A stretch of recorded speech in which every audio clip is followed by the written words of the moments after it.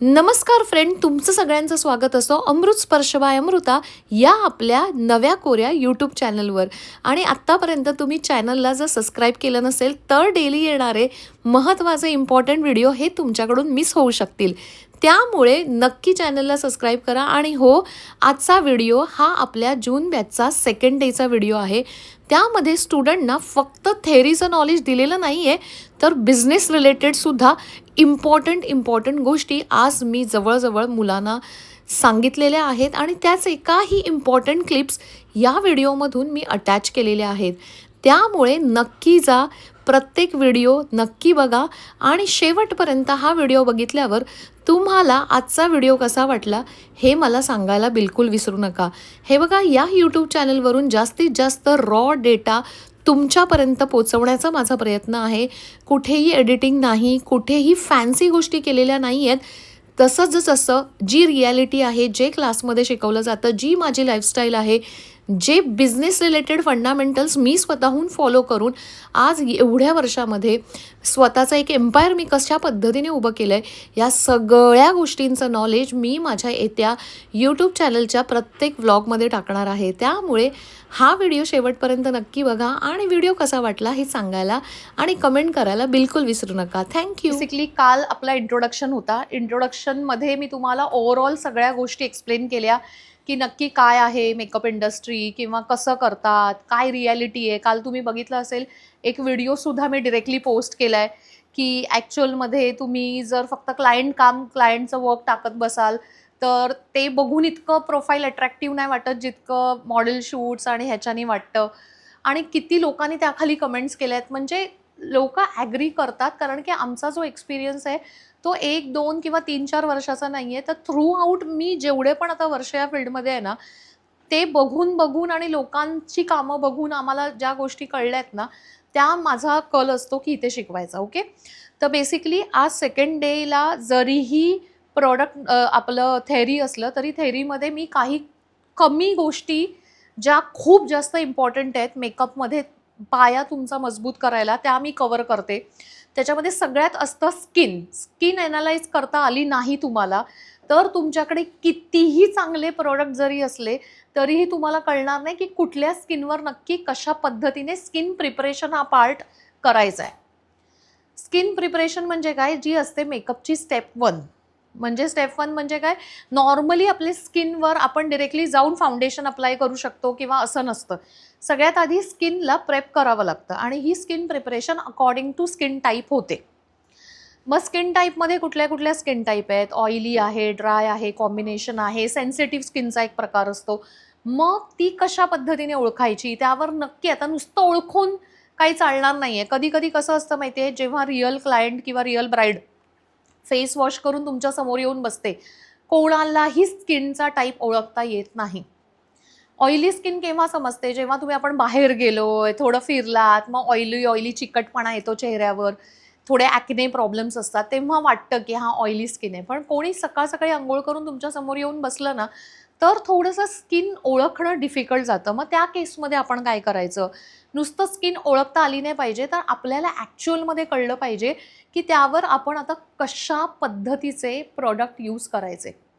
सगळ्यात पहिली तर त्या स्किनला कसं बॅलेन्स करायचं जेणेकरून त्यावर कुठल्याही टाईपचे, कारण की बघा, ॲज अ मेकअप आर्टिस्ट तुम्हाला मी सजेशन देईन की एवढे पण प्रॉडक्ट नाही घ्यायचे की ऑइलीला वेगळे, ड्रायला वेगळे, कॉम्बिनेशनला वेगळे. हे बघा, एवढी as a beginner, as a basic to advance कोर्समध्ये मी हे एक्सपेक्ट नाही करणार की तुम्ही सुरुवातीला अगदी 1.5-2 लाखाची इन्व्हेस्टमेंट कराल प्रॉडक्टमध्ये. नाही, आपल्याला सुरुवातीला अशी एक व्हॅनिटी बनवायची आहे ना, ज्या व्हॅनिटीमधले प्रॉडक्ट हे बेसिकली ऑल स्किन टाईपवर यूज होतील. तर तुझे मेकअप चेक करावे लागतील आपल्याला की कशा टाईपचे आहेत. कधी ना कसं असतं माहिती आहे, सायडर मेकअप हे सायडरसारखेच दिसतात नॉर्मल, जे झटपट पटापट 1-1.5-2 हजार रुपयामध्ये आपण उडवतो. ब्राईड म्हटलं ना की तो मेकअप एक वेगळाच, म्हणजे ती ना अख्ख्या हॉलमध्ये 500 लोक असू देत, ती वेगळी उठून दिसली पाहिजे. लक्षात ठेवा, जेव्हा माझा फर्स्ट मॉडेल डेमॉन्स्ट्रेशन होईल तेव्हा तुम्हाला कळेल की आपण सर्वसामान्य स्किनला पण किती नेक्स्ट लेवलपर्यंत वावनेस आणू शकतो, हे लक्षात ठेवा. तर ते एक बघावं लागेल की कामाचा तो वाव इम्पॅक्ट येतोय का, सेकंड महत्त्वाची गोष्ट की जसं मी तुला काल पण एक्सप्लेन केलं की तुमची प्रोफाईल जर तुमच्या हातामध्ये एक पॉवरफुल असेल ना, तर तुम्हाला एक बेस मिळतो बोलायला. आता काय झालंय माहिती आहे, आता नॉर्मल मुलींचे पण ना 1,500-2,000 फॉलोअर्स असेच असतात एनिवेज. पण त्यामध्ये लोक इन्स्टा पेज जेव्हा बघणार ना, अरे यार हिचं फॉलोअर पण नाही, एवढं काय काम पण काय ग्रेट, आणि हेच विचारणार आहेत.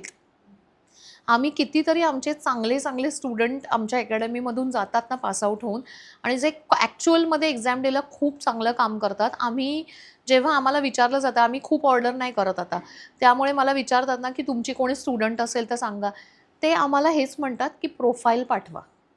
आम्ही 4 ते 5 स्टुडंटचे प्रोफाईल पाठवतो, ते प्रोफाईल चेक करतात आणि मग त्यातली बेस्ट आहे तिला ऑर्डर देतात. म्हणजे सांगा, एखादी स्टुडंट खूपच कामात सुंदर आहे पण तिने प्रोफाईल नाही बनवली आहे, लोक त्यावरूनच जज करणार आहेत तुम्हाला. तुम्ही किती चांगले ग्रेट आहात हे तुम्हाला पर्सनली घरात येऊन नाही जज करणार आहे, हे लक्षात ठेवा. ओके, तर चांगल्या ठिकाणी अकॅडमीमध्ये किंवा एका ठिकाणी शिक्षण घेणं प्रोफेशनली ते खूप मॅटर करतं. आपण कितीही यूट्यूब सारखे प्लॅटफॉर्म आहेत जे फ्री ऑफ कॉस्ट आहेत, आज आपण कितीही त्याच्यावर शिकलो फ्रीमध्ये, तरीसुद्धा एका अकॅडमीत किंवा एका कॉलेजमध्ये किंवा एका स्कूलमध्ये जाऊन शिकणं ह्याच्यात खूप फरक आहे. ते तू आता इम्प्रूव्ह केलंस की तू आज एक चांगल्या अकॅडमीत आलीस, तुला आज कळेल डे 1 पासून की आपण किती खोलवर अभ्यास करतोय आणि किती गोष्टी करतोय. नुसता मेकअप घासून निघत नाही, हा एक मेकअप नाही आहे. अजून ह्याच्यामध्ये मेकअपमध्ये खूप सारे टाईप आहेत. ग्लास फिनिश आहे, डुई फिनिश आहे, डायमंड स्किन आहे. हे सगळ्या गोष्टी या तुम्हाला कधीही यूट्यूबवर कुठेही मिळणार नाहीत, आणि मिळाल्या तरी नुसतं प्रोडक्ट घेतले आणि लावले तसं नसतं. प्रत्येक गोष्टीचं ॲप्लिकेशन, प्रत्येक गोष्टीची प्रोसेस खूप वेगळी असते. हे तू आता सुधारणा केलीस, व्हेरी गुड. सेकंड, तुझी सगळ्यात मोठी चूक झाली आहे वन मॅन शो. कधीच नाही करायचा.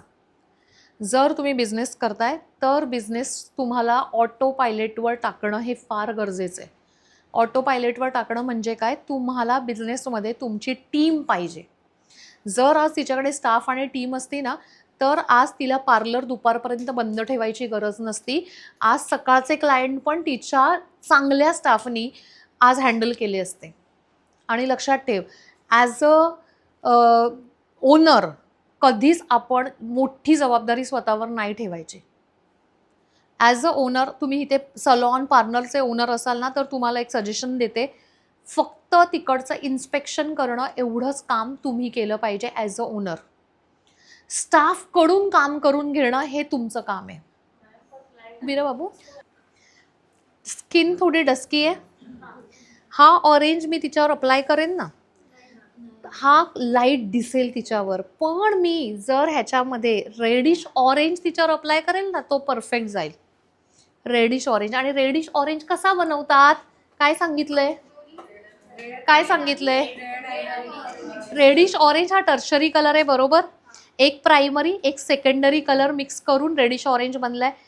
हे बघा, आपण मेकअप आर्टिस्ट आहे तर आपल्या बॅगेत रेड लिपस्टिक तर हवीच आहे.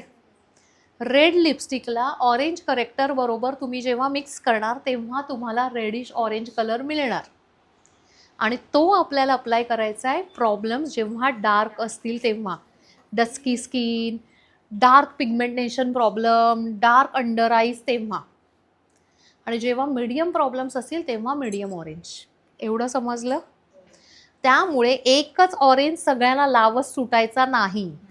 डार्कवर डार्क लावायचा, मीडियम आणि लाईटवर मीडियम लावायचा. एकदम लाईटवर एकदम लाईट पण नाही लावायचं, बिकॉज आपल्याकडे लाईटर प्रॉब्लेम जरी विजिबली दिसत असतील ना, ते मेकअप नंतर तर दिसतातच. त्यामुळे तिथे मीडियम ऑरेंजच लावायचा. पण प्रॉब्लेम डार्क होणार तेव्हा तुम्हाला डार्क ऑरेंज म्हणजेच रेडिश ऑरेंज लावावा लागणार, तरच तुमचा 100% हाईड होणार. कुठलेही कलर मिक्स करून तुम्ही रेड, ब्लू किंवा ग्रीन नाही बनवू शकत, येल्लो नाही बनवू शकत, पण हे 3 कलर एकमेकांमध्ये मिक्स करून तुम्ही सगळे कलर बनवू शकता. हे लक्षात ठेवा, एवढे हे महत्त्वाचे कलर आहेत. ठीक आहे, प्रायमरी कलर कळलं. आता पुढचे कलर येतात सेकंडरी. आता सेकंडरी कलरची डेफिनेशन सांगते, एकदम सोपं आहे. 2 प्रायमरी कलरला इक्वल क्वांटिटीत मिक्स केल्यावर जो तिसरा कलर तयार होतो त्याला म्हणतात सेकंडरी कलर. म्हणजे रेड आणि ब्लूला तुम्ही जर मिक्स कराल, हे बघा रेड दिसतोय, रेड आणि ब्लूला मिक्स कराल तर ऑरेंज नाही, पर्पल, आपण ब्लू म्हणतोय. जर येल्लो आणि रेडला मिक्स कराल तर ऑरेंज मिळतो. समजतंय? आपण रेड आणि ब्लूला मिक्स कराल तर तुम्हाला कुठला कलर मिळतो? पर्पल. ठीक आहे. हा, रेड आणि येल्लोला मिक्स केलं तर मिळणार ऑरेंज, आणि येल्लो आणि ब्लूला मिक्स केल्यावर कुठला मिळतोय? ग्रीन. म्हणजे दोन प्रायमरी कलरला इक्वली मिक्स केल्यावर जो तिसरा कलर तयार होतो त्याला म्हणतात सेकंडरी कलर. इक्वली.